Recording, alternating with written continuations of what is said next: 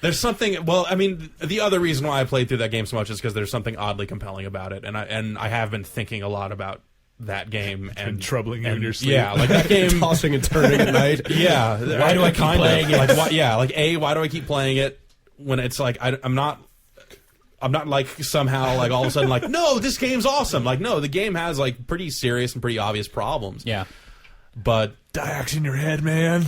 So that's So basically, I know we talked a lot about this last week about kind of Dennis Diac's role in getting people interested in this game, and it's been really, really fascinating to watch the reaction to the game change over like since it's been released. So it's like you had all these reviews come out that were pretty negative or pretty middling. Yeah.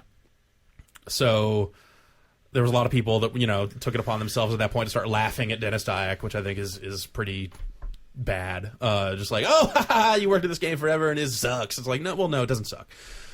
Then you had the reviews come out and people start reacting to the reviews like, oh, this review is poorly written, or this review, what is talking about? And like Kevin Pereira coming out and recording his little video talking all kinds of trash about Kevin Van Ord, which I thought was kind of dumb. Because then it's like at the end of that video, he starts saying, I feel like I have to defend this game and say it's even better than it is just to counteract some of this stuff. It's like, that's not helping. Yeah, that's not good. It's like, so you have some people that are coming out. So then at some point in all this, people started getting their hands on the game and actually playing it. And you had a lot of people that were like, man, this game's really boring. Or you had some people going, I don't know what people are talking about. This game is amazing. So you said, with all the fervor around it, you had people on both sides looking to either say it's way worse than it really is and way better than it really is. It's like the answer is somewhere in the middle, as it often is. Like, that game is okay. Yeah. It has some issues. So you have this so there was the backlash against the game with the reviews, and then there was the backlash against the backlash as people started getting their hands on it. And now it's just like this nonstop confusion, and the end result is that people can't stop talking about this game. And it is totally genius. Well, it'll be interesting to see if it translates into sales. Like, that's going to be the part where you say Dennis Diac is a goddamn genius because he is 50 Cent. He's an evil mastermind. He is an evil mastermind. Social Water is engineer. paying him. No, like totally. Like, think about what he did. Think about what he did now in retrospect. He went out and called out the largest independent gaming forum. Riled them up, and then went on other sites saying it was a social experiment, and then went on other sites saying that NeoGAF is the worst forum in the world, and like kept his name out there, like picked a very public fight, and as a result kept his name out there in the media for the whole time. It is classically the 50 Cent album release plan. It is very much like. But you're now saying that he even foresaw the backlash against the backlash. Like, now I'm saying, like, the video that we put up of us making fun of the reaction to the reviews. Yeah. That was all part of his plan? That was all part of, like, we just ended up playing into it even more. Like, because we were talking about the game and talking about the ridiculousness of all these reactions to the game. I feel like we've been, like, super suckered by this stuff. Like, he's up there in Canada pulling all these exactly. strings. And on top of that, I've spent like 20 hours playing this game that I don't think I like. So it's like he's getting phone calls from PR people and answering with them, just wait. Just hold on. Yeah. So at some point, because of all the ridiculousness of it, you guys know this, we decided to put up that video that we ran, which was very popular. With the kids. I don't mind saying. The people seem to like it. Did we get some internet hits? We got a little brand heat out of that video, I guess I should say. Market forces? Though, of course, like, naturally, I think our point was pretty clear if you read the story we put up along with it, that we were funning around with all the ridiculousness of...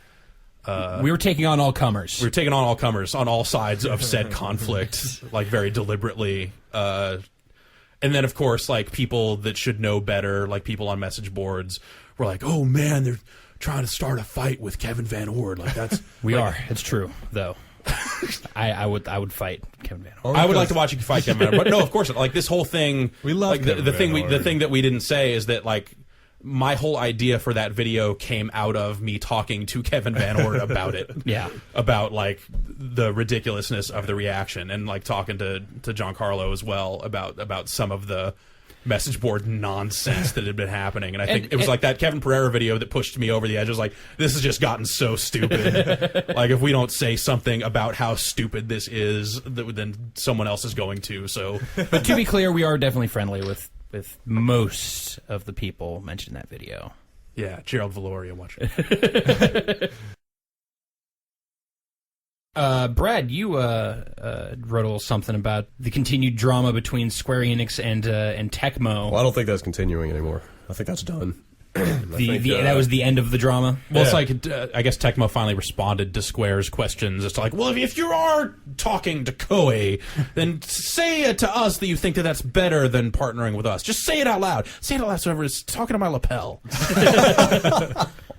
Yeah, like, they issue these weird questions, which like, I don't understand why. Like, why would I don't have to answer that. Leave me alone, Square. We're not partnering up with you. We're going with Koei. Well, why don't you tell me why you don't like me? I'm trying to figure this out for myself. Because we want to put more dudes on screen in our games, not have a lot of cutscenes. So Koei is a natural fit. You're saying that you don't like our cutscenes? Because we can change our cutscenes. It's not just the cutscenes. But that's all I'm hearing from you is that you don't like our cutscenes. I don't like the cutscenes. Oh, you're impossible. It's not you, it's me. Man, you guys knew way more about that than I did.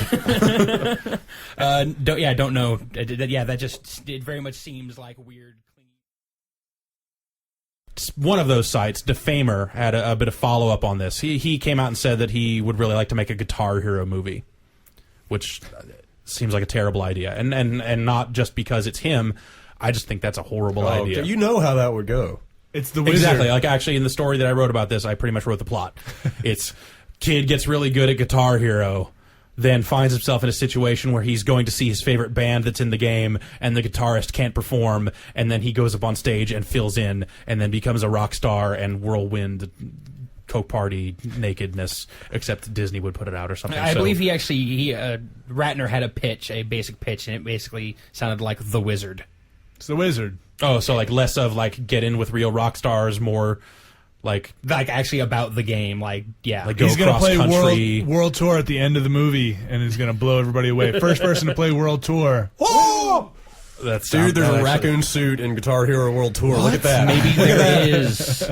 On a giant 24-inch screen. If you say it that way, then I'd say if we get a good raccoon suit in the game, then maybe I'm okay with this movie thing. If there's a Power Glove in the movie. So whatever. Like, So Guitar Hero shouldn't be a movie. It shouldn't. I just.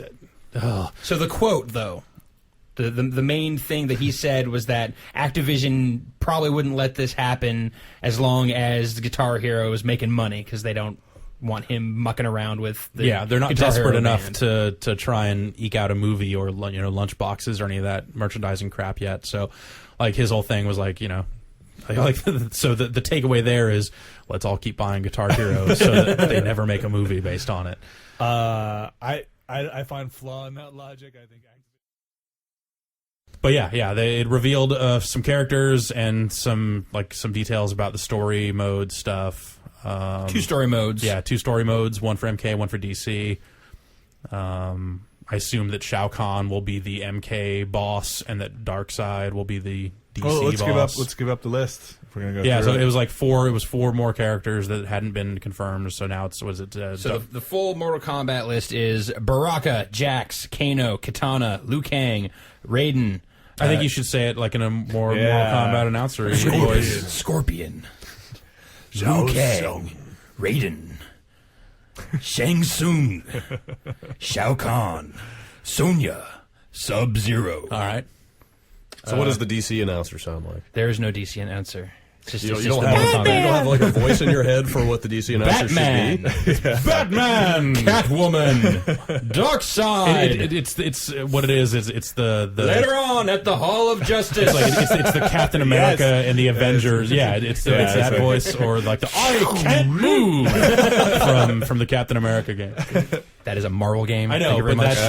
that is the quintessential comic book voice. Deathstroke, The Flash, Green Lantern, The Joker, Lex Luthor, Captain Marvel, Superman, Wonder Woman. I wish I could make the I don't know if that noise can be replicated by a human. The Super Friends Yeah. Yeah. I transition can't noise. do it. So that's 11 on each side. That's